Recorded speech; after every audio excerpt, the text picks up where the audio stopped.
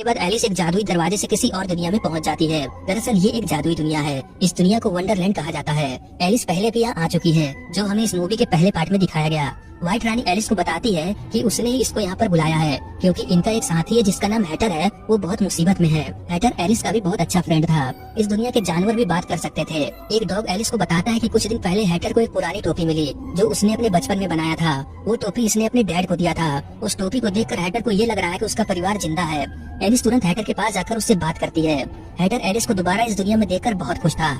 Alice Hatter को समझाती है कि तुम्हारा परिवार जिंदा नहीं है, तुमने ही मुझे एक बार बताया था। एलिस के मुंह से ऐसी बातें सुनकर हैटर इससे भी नाराज हो जाता है क्योंकि कोई भी इस पर भरोसा नहीं कर रहा था। एलिस व्हाइट रानी से पूछती है कि हैटर को कैसे ठीक किया जा सकता है। तब व्हाइट रानी से बताती है कि उसे ठीक करने का बस एक ही तरीका है, तुम्हें समय में पीछे जाकर हैटर की फैमिली को बचाना होगा, तभी हैटर ठीक हो पाएगा। एलिस पूछती है कि आखिर आप ऐसा क्यों नहीं कर देते। व्हाइट रानी कहती है अगर हम लोगों में से कोई टाइम में पीछे गया और अगर उसने अपने आप को देख लिया तो ये वंडरलैंड पूरी तरह से बर्बाद हो जाएगा क्योंकि तुम इस दुनिया की नहीं हो, इसलिए ये काम सिर्फ तुम ही कर सकती हो।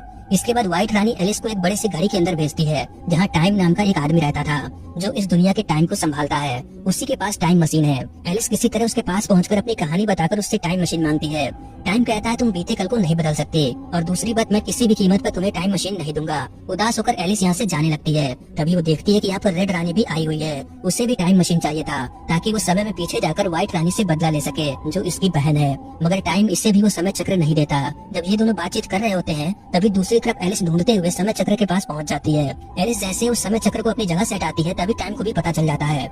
टाइम के बहुत सारे रोबोट एलिस को पकड़ने की कोशिश करते हैं। इस भागा दौड़ी में एलिस भी गिर पड़ती है जिसमें उसके हाथ से समय चक्र भी गिर जाता है जो एक छोटा सा बॉल था, लेकिन गिरते ही वो बॉल बहुत बड़ा हो जाता है। तभी यहाँ रेड रानी भी पहुंच जाती है। वो एलिस को फिर से अपनी दुनिया में देखकर हैरान थी। एलिस उस समय चक्र में जाकर टाइम ट्रेवल करने लगती है, मगर टाइम भी अपनी एक मशीन से इसका पीछा कर रहा था क्योंकि टाइम के पास अगर समय चक्र नहीं होगा तो कुछ ही समय में वो भी खत्म हो जाएगा। एलिस टाइम ट्रेवल करके उस समय में पहुंचती है जब हैटर के फैमिली वाले जिंदा थे।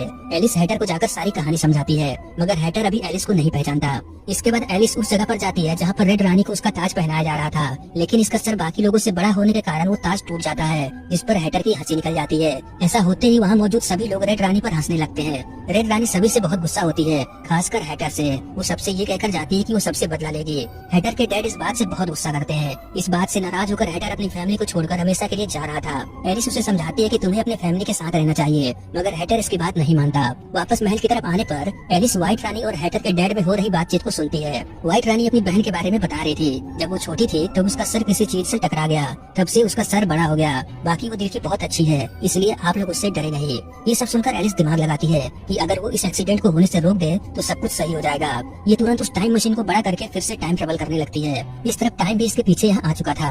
टाइम हैटर के पास जाकर उससे एलिस के बारे में पूछता है कि वो कहाँ गई। इस पर हैटर और उसके जानवर साथी टाइम का ही मजाक उड़ाने लगते हैं। गुस्से में टाइम इन्हें एक ही टाइम लूप में कई घंटों के लिए फंसा देता है जिसमें ये लोग बार बार एक ही काम कर रहे थे। इस तरफ एलिस उस समय में पहुंचती है जब हैटर छोटा बच्चा था।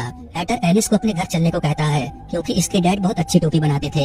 हैटर ने एक छोटी सी टोपी बनाई थी जो इसके डैड को बिल्कुल भी पसंद नहीं आता और वो उस टोपी को कचरे में फेंक देते हैं। इस बात से नाराज होकर हैटर यहाँ से रोते हुए चला जाता है। तभी एलिस को याद आता है कि वो यहाँ पर क्यों आए। इस तरफ राजमहल में उन दो छोटी राजकुमारियों को दिखाया जाता है जिनकी मॉम इन्हें और केक खाने से मना कर रही थी, लेकिन जो व्हाइट राजकुमारी थी वो चोरी चुप्पे और केक खाकर उसके टुकड़े रेड राजकुमारी के कमरे में छोड़ देती है ताकि उसे डांट ना पड़े। इसकी मॉम जब पूछती है कि केक किसने खाया तब सारा इल्जाम रेड राजकुमारी पर पड़ता है। इस बात से दुखी होकर वो भी बाहर की तरफ भागती है। इस जगह पर एलिस भी पहुंच चुकी थी जो इसे बचाने आई थी, मगर वो ऐसा नहीं कर पाती।